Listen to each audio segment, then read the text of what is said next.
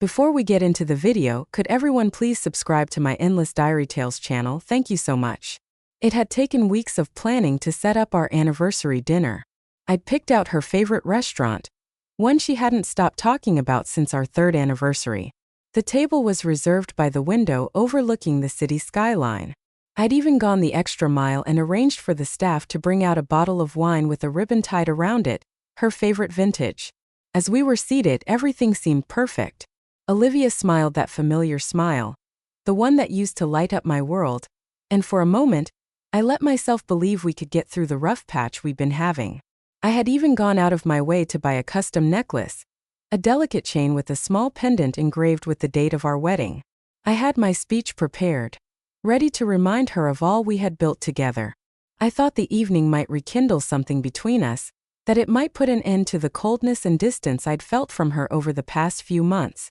What I didn't know was that Olivia had her own speech prepared, one that would shatter everything I thought I knew about my life.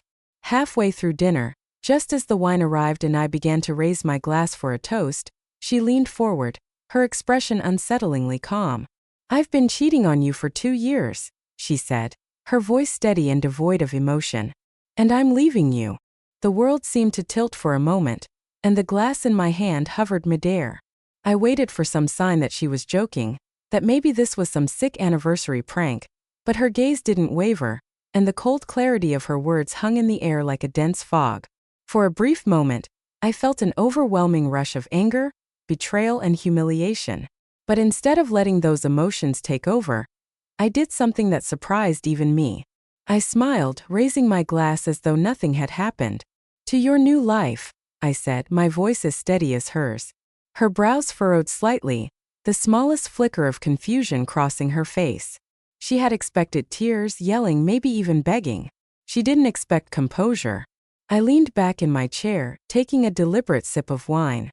So I asked calmly, "Does he make you happy?" Olivia shifted uncomfortably in her seat, the confident facade she had walked in with cracking ever so slightly. "It's complicated," she muttered, avoiding my gaze. That hesitation told me everything I needed to know. She wasn't sure. She thought she was trading up, walking away from a life she deemed predictable and boring. But now, faced with my unexpected reaction, she didn't seem so certain anymore. The waiter approached with the dessert menu, blissfully unaware of the emotional bomb Olivia had just detonated at the table. She waved him off, saying she wasn't interested, but I held up a hand. "I'll take a look," I said casually, flipping through the menu as though nothing had happened. I ordered a slice of cheesecake for myself and asked for a coffee. "You should try the crème brûlée," I said, looking up at her. She stared at me, incredulous. "How can you act like this isn't a big deal?" "Because it isn't," I replied, setting the menu aside. "You've made your decision, Olivia. There's no point in me getting upset about it now." That wasn't entirely true, of course. Inside, I felt like my heart was being torn apart, but I wasn't about to give her the satisfaction of seeing me break. When the dessert arrived, I excused myself to step outside. The air was cool, and I took a moment to breathe deeply, letting the night calm the chaos in my mind. I pulled out my phone and dialed a number I hadn't used in years. "Nathan, my lawyer," I said when he picked up. "I need your help tonight." He didn't ask questions. That was the thing about Nathan. He understood the gravity of a situation without needing every detail right away. He simply told me to send him what I had, and that he'd be ready to meet in the morning. With that, I made one more call, this time to a private investigator I had hired months ago. Alan had been keeping tabs on Olivia ever since I first noticed the late nights and secretive behavior. "It's happening," I told him. She admitted it. "I need everything we've got ready to go." Alan assured me it was all set, and I felt a small measure of relief returning. To the table, I found Olivia scrolling through her phone, her face illuminated by the dim glow of the screen. I could only assume she was texting him, her new complicated partner. "How will you explain this to the kids?" I asked, sliding back into my seat. Her face faltered, and for the first time all night, she looked genuinely unsure. I don't know," she said. Of course she didn't. Olivia had planned this betrayal down to the last detail, but she hadn't thought about the consequences. She hadn't considered how it would affect our children, our family. As I finished my dessert, I allowed myself a small private smile. She thought she had the upper hand, that she was walking away from me with her head held high. But she had no idea what was coming. Returning to the table, I found Olivia hunched over her phone, her face illuminated by the glow of the screen, her lips twitching with the faintest hint of a smile.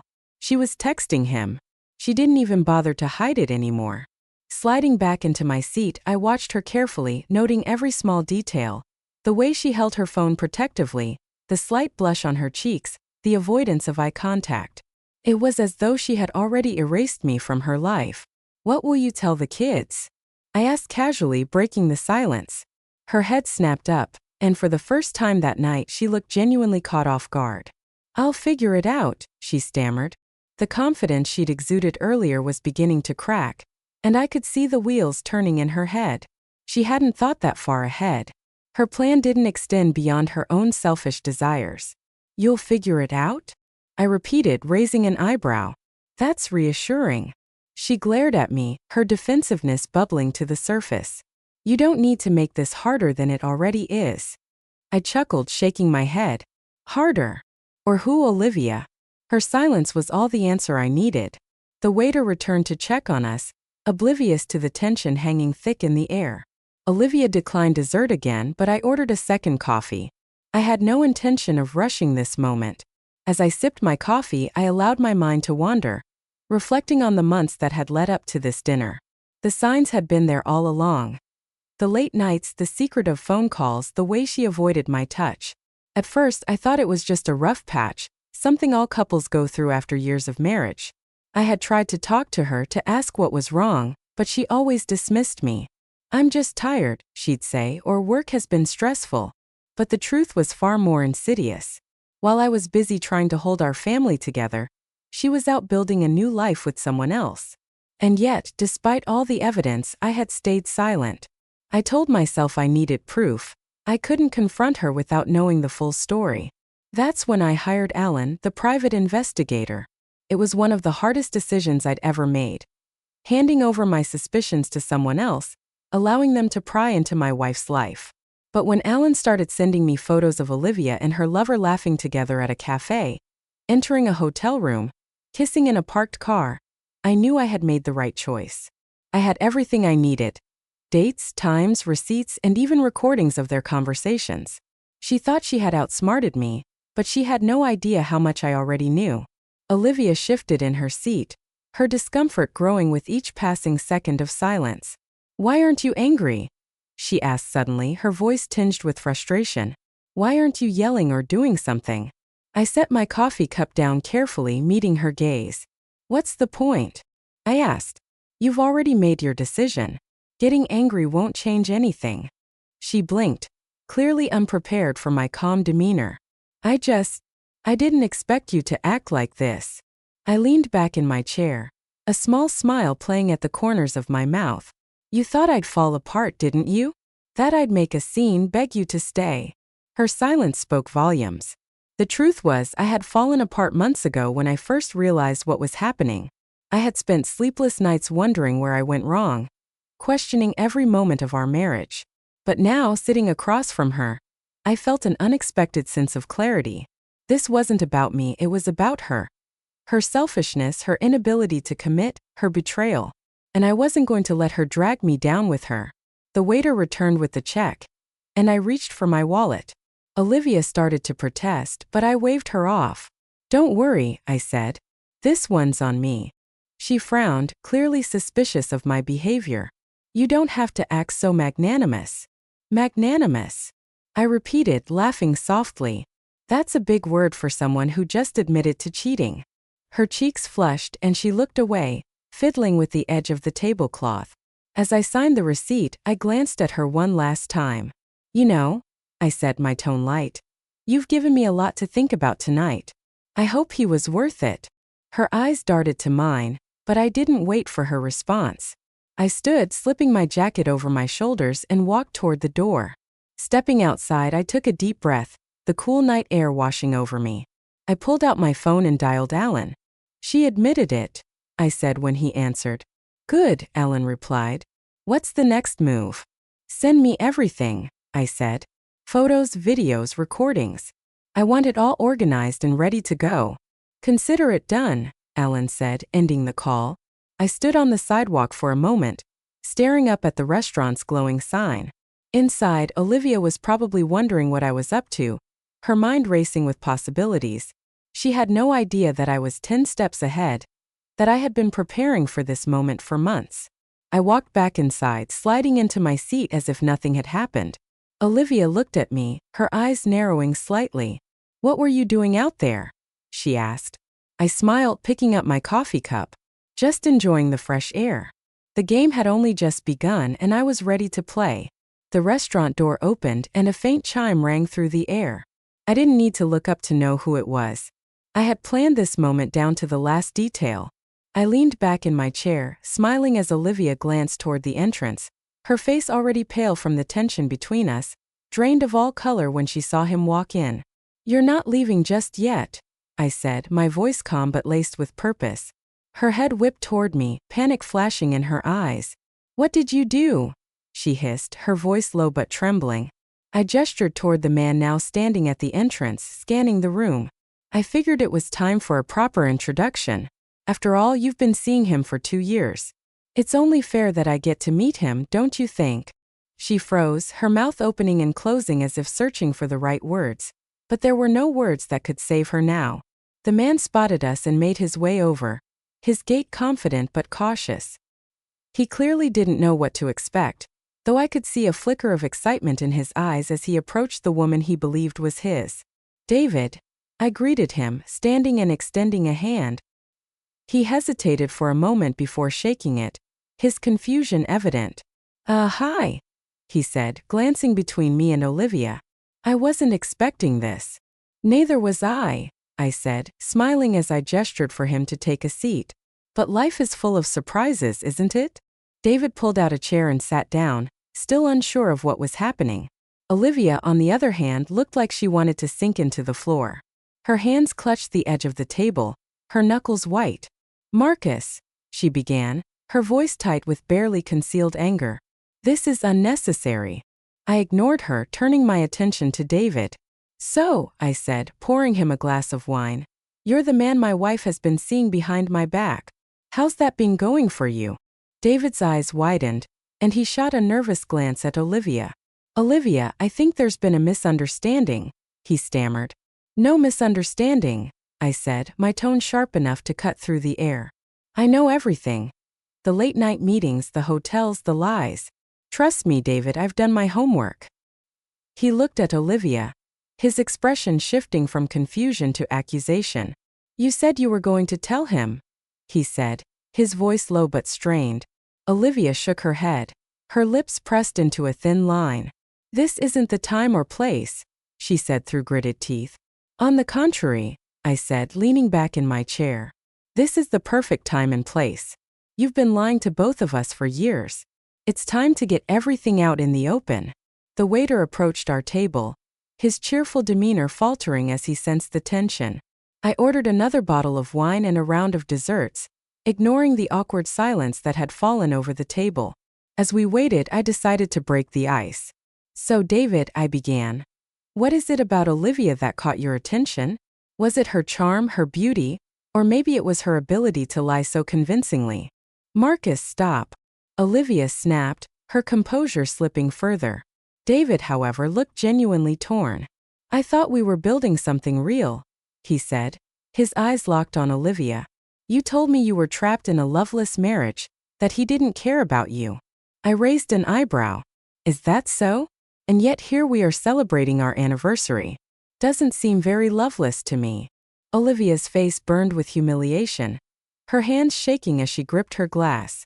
"I didn't think you'd actually show up," she muttered, glaring at David. "Well, I got a message saying you wanted to meet," he said, frowning. "Was that not you?" "No, it wasn't," she snapped, her anger now directed at me. "You set this up, didn't you?" I shrugged, taking a sip of wine. "Consider it my anniversary gift to myself." The desserts arrived, but no one touched them. The tension at the table was palpable, each of us caught in the tangled web of lies and betrayal. "Tell me, David," I said, setting my fork down. "Does it bother you that she's been lying to me for 2 years?"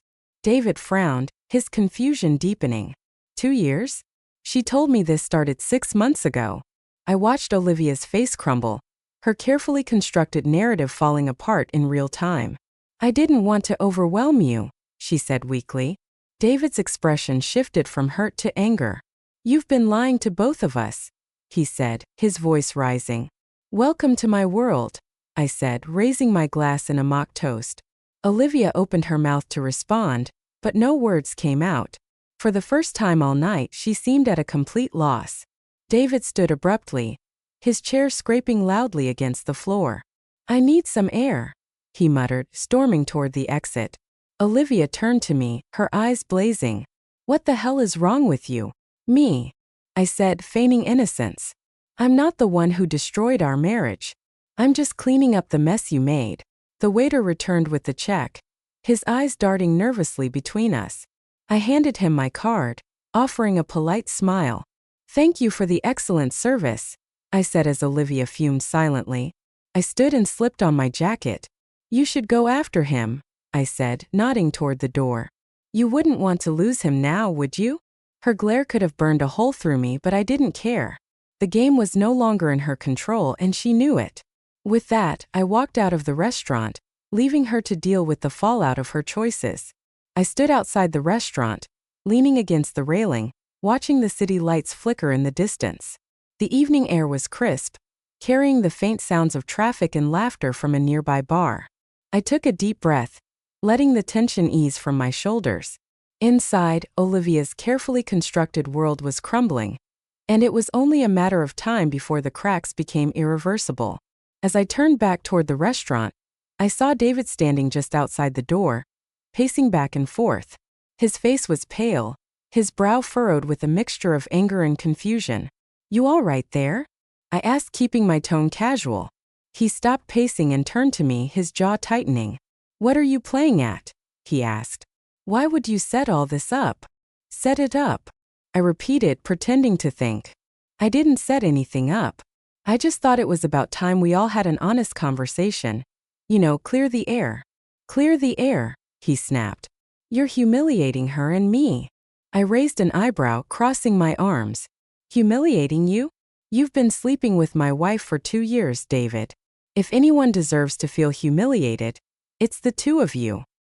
He opened his mouth to respond but closed it again, his face reddening. He couldn't argue with the truth.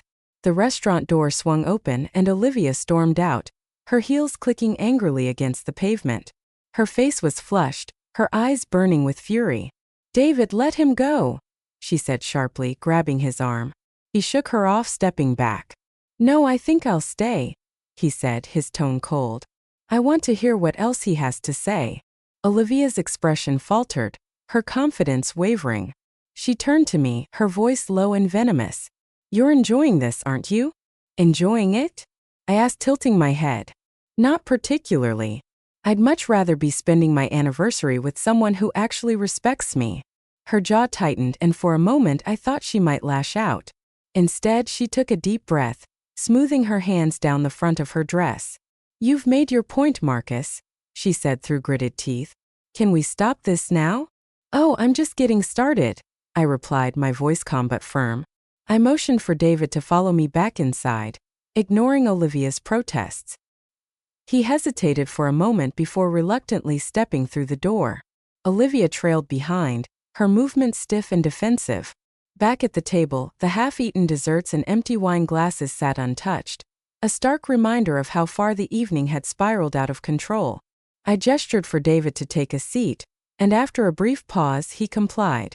Olivia remained standing, her arms crossed, tightly over her chest. I don't know what you're trying to accomplish, she said, her voice trembling with anger. I'm trying to understand, I said, leaning forward. I'm trying to understand how the woman I married turned into someone who could betray me so completely. Her eyes darted away, unable to meet mine. David shifted uncomfortably in his seat, the weight of the confrontation pressing down on him. Tell me, David, I said, turning my attention to him. What did she tell you about me?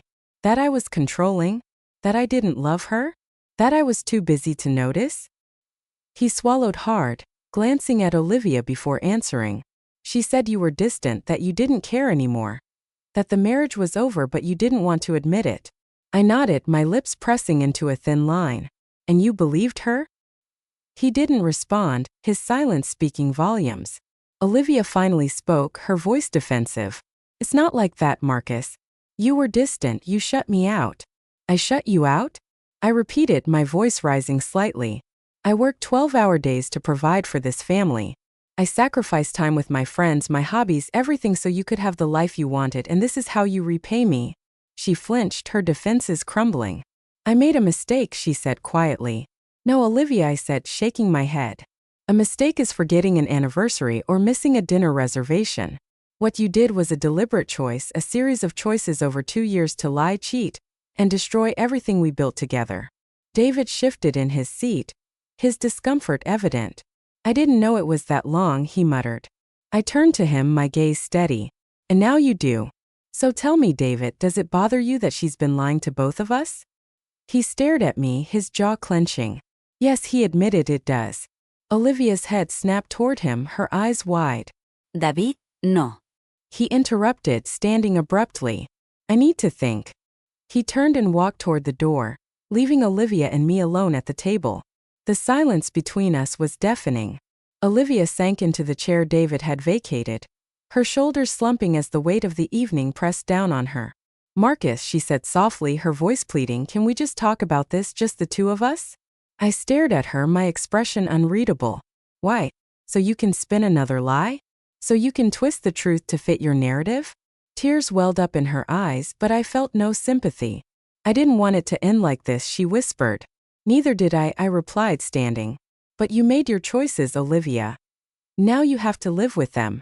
I left her sitting there, the weight of her actions finally sinking in. The door swung shut behind me, and I stepped into the cool night air. David was nowhere to be seen, and for the first time that evening, I felt a sense of calm wash over me. Olivia thought she had control, but now the narrative was mine. The night air was crisp as I stepped away from the restaurant, the sound of the door swinging shut behind me providing a strange sense of finality. I didn't look back to see if Olivia was still sitting there, her world unraveling piece by piece. I didn't need to. For the first time in months, maybe years, I had the upper hand and I wasn't about to let go of it. I walked a few blocks before pulling out my phone, dialing Alan. My private investigator had become second nature over the past few months. It's time, I said when he picked up. Got it, Alan replied without hesitation. I'll send everything to her and him. It'll be in their inboxes before the night is over. Make it public too, I added, my tone steady but resolute. The people closest to us need to know what she's been doing. There was a pause on the other end. Are you sure? I've never been more sure of anything, I said firmly before hanging up. By the time I returned home, my mind was racing, but I felt strangely calm. The wheels were already in motion, and there was no stopping them now. I poured myself a glass of whiskey, sat at the kitchen table, and waited. It didn't take long. My phone buzzed relentlessly with notifications. Emails, texts, and calls flooding in. I didn't answer any of them.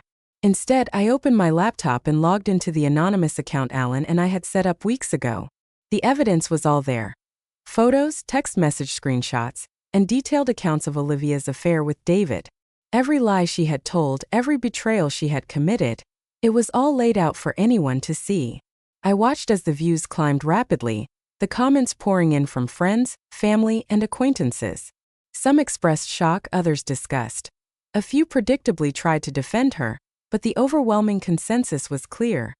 Olivia had crossed a line, and there was no coming back from it. My phone buzzed again, and this time I glanced at the screen. It was Olivia. Her name flashing on the screen filled me with a mix of anger and vindication. I let it ring out, but she called again and again. Finally, I answered, my tone calm but cold. What do you want, Olivia? Her voice was frantic, trembling with a mix of anger and fear. What the hell did you do, Marcus? Why would you do this? Why would I do this? I repeated, leaning back in my chair. Why wouldn't I? Olivia, you spent 2 years tearing apart our marriage behind my back. Did you really think there wouldn't be consequences? This is cruel, she spat, her composure slipping. You're trying to ruin me. No, I said evenly, you ruined yourself. I'm just making sure everyone knows the truth. There was a long silence on the other end, broken only by her ragged breathing. Finally, she spoke, her voice barely above a whisper. "What do you want from me?" "Marcus," I sighed, setting my glass down on the table. What I wanted, Olivia, was a partner, someone I could trust, someone who valued the life we built together. But you made it clear that wasn't who you were. So now all I want is for you to face the consequences of your actions. The next morning, the fallout began in earnest. Mutual friends started reaching out, expressing their shock and disappointment in Olivia. Some cut ties with her entirely, unwilling to associate with someone who had betrayed her family so deeply. David wasn't spared either. His employer, a prominent law firm, caught wind of the scandal and placed him on indefinite leave. His reputation, carefully built over years, was now in tatters. And Olivia, she tried to fight back, calling mutual friends and family members to plead her case. But the evidence was undeniable. The more she tried to explain it away, the worse she looked. A few days later, I received a call from David. I almost didn't answer, but curiosity got the better of me. "What do you want?"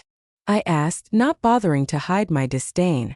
"I just need to know why you did it," he said, his voice heavy with defeat. "Why did you throw everything out like that?" I leaned back in my chair, staring out the window. "Because you needed to know what it feels like," I said simply. "You thought you could walk into my life, take my wife, and destroy my family without any repercussions. You were wrong."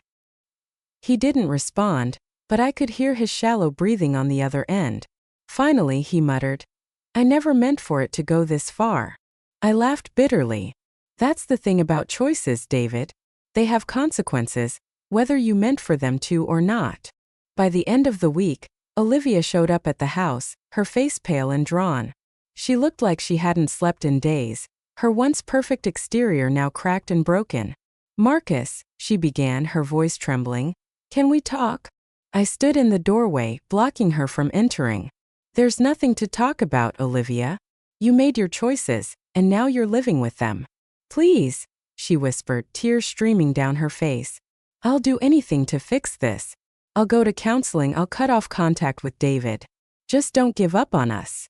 I shook my head, my expression resolute. "There is no us anymore, Olivia. You ended that the moment you decided to betray me." Her shoulders slumped, and for the first time she looked truly defeated. Without another word, she turned and walked away, disappearing down the driveway. That night, as I sat in the quiet of the house, I felt a strange mix of emotions. Part of me was relieved that it was finally over, that the truth was out and the lies were behind me. But another part of me mourned the life I had lost. The marriage, the family, the future I had envisioned. Still, I knew one thing for certain. I wasn't the one who had destroyed it. That burden was Olivia's to bear, and she would bear it alone. The days following Olivia's public unmasking were nothing short of chaotic. What had started as a carefully executed plan to reveal her betrayal had now spiraled into something far bigger. The ripples of her actions extended beyond our home and touched every corner of her life. It was like watching a slow-motion car crash, and there was nothing she could do to stop it.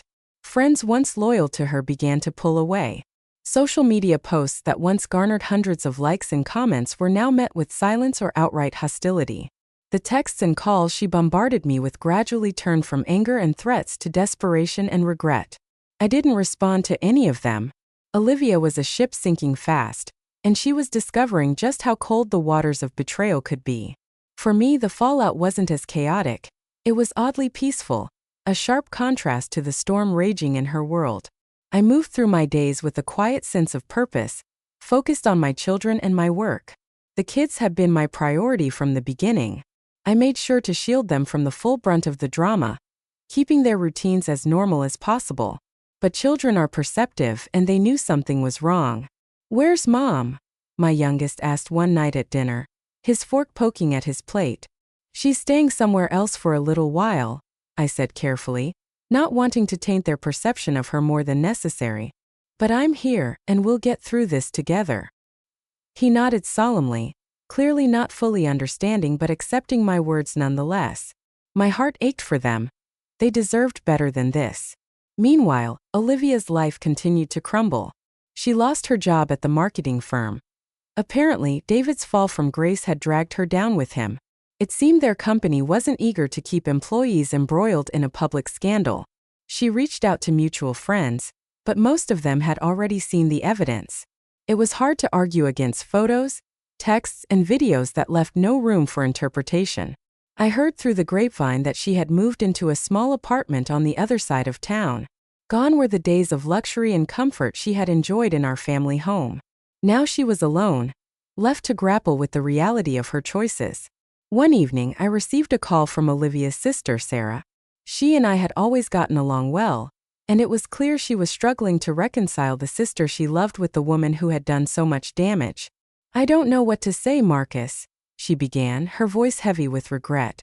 "I just can't believe she did this to you, to the kids, to herself." "Neither can I admitted, leaning against the kitchen counter. "She's been calling me non-stop," Sarah continued, begging for help, saying she didn't mean for things to get so out of hand. "What do you want me to do?" I paused, considering her question. "I don't expect you to cut her off," I said finally. "She's your sister, but I can't let her back into my life, Sarah, not after everything she's done." Sarah sighed. "I understand. Just know that I'm here for you and the kids if you ever need anything." "Thank you," I said, meaning it. The legal side of things progressed swiftly, thanks to the mountain of evidence I had compiled. My lawyer, Nathan, was a bulldog in court, ensuring that Olivia's infidelity was front and center. When the judge awarded me primary custody of the kids, I felt a weight lift off my shoulders. I knew I had done everything in my power to protect them and secure their future. Olivia fought hard to retain some semblance of control, but the evidence against her was overwhelming. In the end, the court saw through her attempts to paint herself as the victim as the divorce was finalized. I felt a strange mix of emotions: relief, sadness, and a lingering sense of disbelief that this was how our story had ended. One afternoon, as I was unpacking boxes in my new home, I received a text from David. "David, can we meet? I need to talk." I stared at the message for a moment, debating whether to respond. In the end, curiosity won out. We met at a small coffee shop on the edge of town. He looked rough, his usually polished appearance replaced by an unshaven face and wrinkled clothes. "I owe you an apology," he said as soon as he sat down. I sipped my coffee, waiting for him to continue. "I didn't know she was lying to me," he admitted. "She told me you were cold, controlling, that you didn't care about her. I believed her. I was an idiot." I set my cup down, meeting his gaze. "You were an idiot," I agreed. "But that doesn't absolve you of your role in all this. You knew she was married, and you pursued her anyway." He nodded, his shoulders slumping. "You're right. I have no excuse." For a moment we sat in silence, the weight of everything that had happened hanging heavily between us. "What do you want from me, David?" I asked finally. He sighed. "Nothing. I just needed to say I'm sorry for everything." I nodded slowly. "Apology accepted, but don't expect forgiveness." "Not yet." "Fair enough," he said, standing to leave. "Take care of yourself, Marcus." "You too," I replied, though I wasn't sure I meant it. That night, as I sat on the couch with my kids watching their favorite movie, I felt a sense of peace settle over me. The fallout had been devastating, but it was also necessary. It had cleared away the lies, the betrayal, and the toxic elements of my life, leaving room for something better. For the first time in years, I felt like I could breathe again. The first morning in the new house felt surreal. The air was quiet, the kind of peaceful silence that had been missing from my life for years. The kids were still asleep upstairs, their laughter and footsteps yet to fill the empty rooms. I sipped my coffee by the window, staring out at the neighborhood that was slowly becoming our new home. It wasn't the grand house Olivia and I had shared. This was smaller, cozier, and free of the memories that once haunted every corner of my old life. It wasn't just a house, it was a blank slate. Moving on wasn't easy. It never is after betrayal of that magnitude. But I found solace in the little things: routine, structure, and the unshakable bond one shares with their kids. I focused on building a home for them piece by piece. Furniture was rearranged, walls were painted, and a new dining table became the centerpiece of our family meals. One night, as we sat around that table eating pizza and talking about their day, my youngest looked up and asked, "Do you think Mom will ever come back?"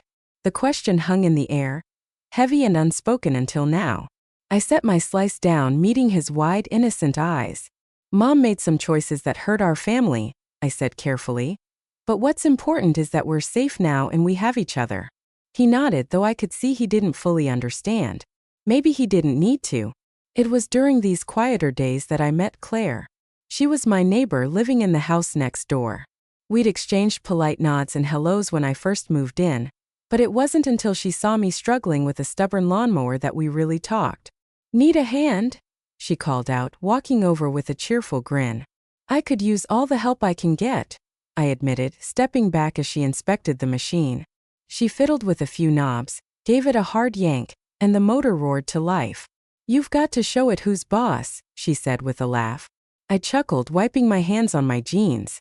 "Thanks, I owe you one." "No problem," she said, extending a hand. "I'm Claire, by the way." "Marcus," I replied, shaking her hand. Claire had an easy way about her, the kind of warmth that drew people in. Over the next few weeks, we'd run into each other more often at the grocery store, at the park with her dog, and even at the local coffee shop. Each time, we'd exchange a few words, and slowly those brief encounters turned into longer conversations. She learned about my kids, my work, and even a little about what had happened with Olivia. I didn't go into detail, but Claire had a way of listening that made me feel heard. One evening, she knocked on my door with a casserole dish in hand. "I figured you could use a break from cooking," she said, smiling. The kids loved her immediately, and as we sat around the table eating her homemade lasagna, I felt a warmth I hadn't experienced in a long time. Claire became a regular part of our lives, though I was careful not to rush into anything. Trust was fragile, and I wasn't ready to hand it over so easily. But with each passing day, she proved herself in small, meaningful ways. She helped my daughter with a school project, taught my son how to bake cookies, and even lent me her tools when I decided to build a treehouse in the backyard. One afternoon, as we worked on the treehouse together, she paused, looking up at the structure with a satisfied smile. "You're really good at this," she said. "Years of practice," I replied, hammering in another nail. "I used to build furniture before life got complicated." She glanced at me, her eyes soft. "You should get back into it. You're clearly passionate about it." Her words stuck with me, and that night, after the kids were asleep, I found myself sketching designs for a new coffee table. Claire's presence didn't just bring comfort, it brought inspiration. She reminded me of who I was before Olivia's betrayal, before life chipped away at my identity. I started small, building furniture in the garage during my free time. What began as a hobby soon turned into a side business. Claire encouraged me every step of the way, helping me market my pieces online, and even finding local clients who appreciated my craftsmanship. One evening, as we sat on the porch watching the kids play in the yard, Claire turned to me and said, "You're good, old man Marcus." Don't let anyone make you forget that. Her words hit me harder than I expected. For so long I had doubted myself, wondering if Olivia's betrayal was somehow my fault. But CLA reminded me that I was worth more than the pain I had endured. By the time the holidays rolled around, our new house felt like home. The kids were thriving, their laughter filling every corner of the space we had built together. Claire joined us for Christmas dinner, bringing gifts for the kids and a bottle of wine for me. As we sat around the table surrounded by the warmth of family and friendship, I realized how far I had come. This was what a fresh start looked like. Not perfect, not without its challenges, but full of hope and possibility. For the first time in a long time, I felt like I was exactly where I was meant to be. The call came late in the evening, just as I was tucking the kids into bed. I didn't recognize the number, but something told me to pick up. "Marcus." The voice on the other end began, hesitant and shaky. It was Olivia. "What do you want?" I asked, keeping my tone neutral but firm. "I need your help," she said, her voice cracking. "Everything is falling apart." I let her words hang in the air, refusing to fill the silence. This wasn't my problem anymore. "They froze my accounts," she continued, her desperation seeping through the line. "I can't pay rent. I've been let go from my job, and I don't know what to do." Her admission didn't surprise me. I had heard bits and pieces through mutual acquaintances about how David had abandoned her, how her reputation had been destroyed by the very evidence I'd made public. "I'm sorry to hear that," I said flatly. "But this is your mess, Olivia. You made these choices." "I know," she whispered, her voice barely audible. But I didn't think it would end like this. Her downfall had been swift and brutal. After our divorce was finalized, she struggled to find stable footing. The evidence of her infidelity and deceit had spread far and wide, tarnishing her reputation both personally and professionally. David, the man she had risked everything for, had cut ties with her not long after losing his job. Without his financial support or companionship, she was left to fend for herself. Her once vibrant social circle dissolved overnight. Friends who had once flocked to her dinner parties now avoided her calls. The ones who did stay offered little more than pity, unwilling to get too close to the chaos she had created. She moved into a small rundown apartment on the outskirts of town, a far cry from the luxury she had once enjoyed. Rumors swirled about her struggling to make ends meet, picking up odd jobs to scrape by. Despite everything, Olivia still tried to salvage her image. She wrote a long-winded post on social media, painting herself as a victim of circumstance and misunderstandings. But the internet never forgets, and the comments were quick to remind her of the truth. "Didn't you cheat on your husband for 2 years?" one user asked bluntly. "Maybe try owning up to your actions instead of playing the victim," another wrote. Her attempt to control the narrative backfired spectacularly, and she eventually deleted her accounts altogether. Meanwhile, my life continued to move forward. The kids and I had settled into a comfortable routine, and CLA had become an integral part of our lives. One afternoon, as I worked on a new furniture piece in the garage, Claire walked in holding her phone. "You'll want to see this," she said, handing it to me. It was a news article about David's latest scandal, a lawsuit from his former employer accusing him of embezzlement. His financial troubles had finally caught up to him, and it seemed he was facing serious legal consequences. "Looks like karma is making its rounds," I said, handing the phone back to her. Claire smiled. "It's almost poetic, isn't it?" Not long after, Olivia reached out again, this time in the form of a handwritten letter. The envelope arrived one morning, its edges frayed as if it had been carried through a storm. I debated whether to open it, ultimately deciding that I needed to hear what she had to say. The letter was filled with apologies and regret. She admitted to her mistakes, acknowledging the pain she had caused and the family she had destroyed. "I see now how wrong I was," she wrote. "I thought I was chasing happiness, but all I found was emptiness. I don't expect your forgiveness, but I needed to say I'm sorry." For a brief moment, I felt a pang of sympathy for her, but it quickly passed. I folded the letter and placed it in a drawer, deciding not to respond.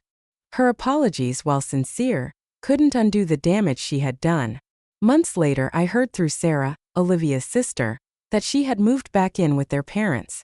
They had taken her in reluctantly, their disappointment evident to anyone who spoke to them. "She spends most of her days in her old room," Sarah confided during a phone call. "I think she's finally realizing what she lost." "Good," I said simply. Sarah hesitated. "Do you think there's any chance she could rebuild her life?" "That's up to her," I replied. "But she's burned too many bridges to come back to mine." By the end of the year, Olivia had faded into obscurity. The woman who had once commanded attention at every party, who thrived on validation and admiration, was now a shadow of her former self. Her downfall wasn't just a result of my actions. It was a consequence of her own choices and her inability to see beyond her selfish desires. And while part of me felt a sense of closure, I knew that true peace came not from her suffering, but from the life I had rebuilt for myself and my kids. That evening, as I sat on the porch watching the sunset, Claire joined me with 2 mugs of coffee. "Penny for your thoughts?" she asked, sitting beside me. I smiled, shaking my head. "Just thinking about how far we've come." She reached for my hand, her touch warm and reassuring. "You deserve this, Marcus. All of it." And for the first time in years, I truly believed her. The house was quiet, bathed in the golden glow of the late afternoon sun. We were at a friend's birthday party, giving me a rare moment of solitude. I sat in my workshop, sanding down a piece of walnut for a custom coffee table.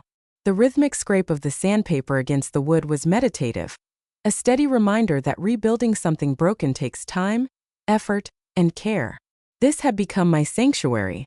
Whenever the weight of the past threatened to creep back in, I would retreat to the workshop, letting my hands create what my heart was still learning to process. Claire arrived later that evening, balancing a casserole dish in one hand and a bouquet of flowers in the other. "You didn't have to do all this," I said, taking the dish from her and setting it on the counter. "You're right, I didn't," she replied with a teasing smile. "But I wanted to. Plus, the kids love my lasagna." She wasn't wrong. By the time dinner was over, the kids had polished off every last bite, leaving me with little more than a slice to tuck away for lunch the next day. As we cleaned up the kitchen together, Claire looked over at me, her expression serious. "You're doing an amazing job with them," she said. "Thanks," I replied, drawing a plate. "I just want to make sure they feel safe and loved after everything they've been through. They deserve that much." "And so do you," she said softly, her eyes meeting mine. Our relationship had grown slowly, rooted in trust and mutual respect. Claire never pushed me to open up about my past, but when I did, she listened without judgment. "I didn't think I'd ever be able to trust someone again," I admitted one evening as we sat on the porch, the kids already in bed. After Olivia, I wasn't sure if I even wanted to try. She reached for my hand, her grip warm and steady. "Trust takes time, Marcus, and so does healing. But you're stronger than you think." Her words stayed with me long after the conversation ended, a quiet affirmation that I was moving in the right direction. One morning, Claire showed up with a stack of business cards and a folder of ideas. "I was thinking," she began, spreading the cards out on the table, "your furniture is incredible and people should know about it. Why not turn this into a full-time business?" I laughed, shaking my head. "Claire, I'm barely keeping up with the few orders I have now." "Exactly," she said, her eyes sparkling with determination. "There's a demand for what you do. We just need to organize it." She wasn't wrong. With her help, I launched a small business creating custom furniture pieces for local clients. Claire handled the marketing, setting up a website and managing social media, while I focused on the craftsmanship. Within months, the business took off, and for the first time in years, I felt a sense of purpose beyond just surviving. The kids thrived in our new routine. My son joined a local soccer team while my daughter developed a passion for art. Claire became an integral part of their lives, attending games and helping with school projects. One evening, as we sat around the dinner table, my daughter looked up and said, "Claire, are you going to marry Dad?" The question caught us both off guard. Claire's cheeks turned pink, and she glanced at me, unsure how to respond. "Well," she began, choosing her words carefully, "that's something your dad and I would need to talk about, but I'll always be here for you no matter what." Her answer seemed to satisfy my daughter, who nodded and went back to her plate. But later that night, as Claire and I sat on the couch, I couldn't help but bring it up. "They love you, you know," I said, turning to her. "And so do I." She smiled, leaning her head against my shoulder. "I love you too, Marcus. All of you." The moment felt like a turning point, a confirmation that the life we were building together was real and lasting. For the first time in years, I wasn't looking over my shoulder, waiting for the other shoe to drop. The scars of the past were still there, but they no longer defined me. Instead, they served as a reminder of how far I had come and how much I had to look forward to. Months later, we stood in the backyard, watching the kids chase fireflies under a canopy of stars. Claire wrapped her arms around me, her head resting against my chest. "Do you ever think about her?" she asked quietly. "Sometimes," I admitted, "but not the way I used to. She's a part of my past, and that's where she'll stay." Claire nodded, her fingers lacing with mine. "I'm glad you found peace." "So am I," I said, tightening my hold on her. The night ended with the kids curled up on the couch, their laughter still echoing in the corners of the house. As I watched them, I realized that hope and healing weren't just concepts. They were choices. I had chosen to fight for a better life for myself and for my family, and in doing so, I had discovered something I thought I'd lost forever: joy. 5 years had passed since the dinner that had shattered my world and set me on a path of rediscovery. Time had a way of smoothing the rough edges of the past, but the lessons it left behind were etched deeply into who I had become. The house was alive with laughter and movement. Claire, now my wife, was in the kitchen baking cookies with the kids, their giggles spilling into the living room. I sat at my desk going over some design plans for a new client, but the sounds of my family kept pulling my attention. It was the kind of life I had once dreamed about, a life filled with love, trust, and simple joys. and it was one I had fought hard to build. Looking back, it was hard to believe how much had changed. Olivia had reached out a few times over the years, always with some variation of the same message: regret, apologies, and the hope for a conversation. I never responded. The last I heard, she was still living with her parents, working a series of odd jobs to make ends meet. The glamorous, carefree life she had chased with David had long since crumbled, leaving her with little more than memories of what she'd thrown away. David, too, had faded into obscurity. His legal troubles had cost him his career and reputation, and he had relocated to a different state. As far as I was concerned, I had moved on.